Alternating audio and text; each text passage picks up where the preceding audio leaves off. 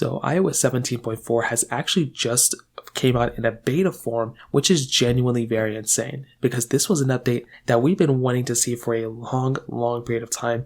And the fact that we now have this update out in our hands is actually very exciting. Now, the biggest change within this update and the thing that we were mostly looking forward to pretty much since the first day this, particular iOS version even got kind of rumored was with sideloading. Now, for those of you who don't know, sideloading is essentially the capability of going through and basically installing our own applications that we want to install on our device. So if we wanted to go ahead and basically install a certain type of, application or whatever on our device, we would essentially have that type of capability on our own without having to go through and purchase a different device or anything like that. And that was something that was very exciting and something we really wanted to see on our devices. Well, guess what? On 17.4, there are some improvements to this. Now, it's only for the iPhones that are in the European Union. So keep that in mind. It's not necessarily everywhere, but I will tell you, in my opinion, this is something that's very important. So this is by far probably the most important thing going on for this type of device, because on iOS 17.4, having the capability and ability of installing our own applications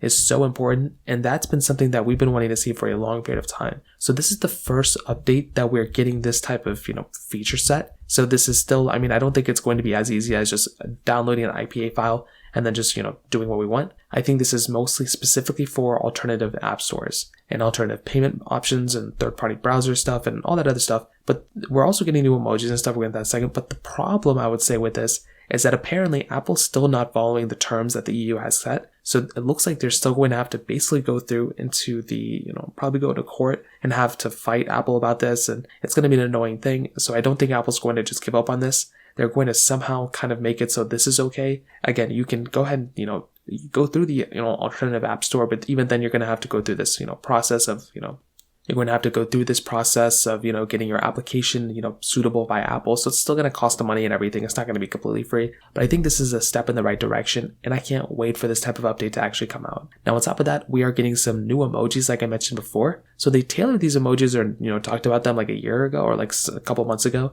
but now we're actually officially getting them now, which is genuinely very cool. We're now getting the ability of messaging with Siri. So apparently we can now automatically send messages within Siri, which is really cool. So that's something that's really awesome. I'm curious to see how this kind of works, because now it's like, if you want, you can just automatically have messages sent from you. So it's going to be very interesting to see that. And there's also lots of other small changes here and there, but I will tell you, within 17.4, very big changes, and I can't wait for this type of update to actually come out. So that pretty much covers it up here. If you have any other thoughts or questions, please let me know in the comment section below. Hit the like button, that'll mean so much, but definitely hit that subscribe button. More importantly than everything else, I love every single one of you guys. Hopefully I'll catch you guys in the next video. Peace out till then.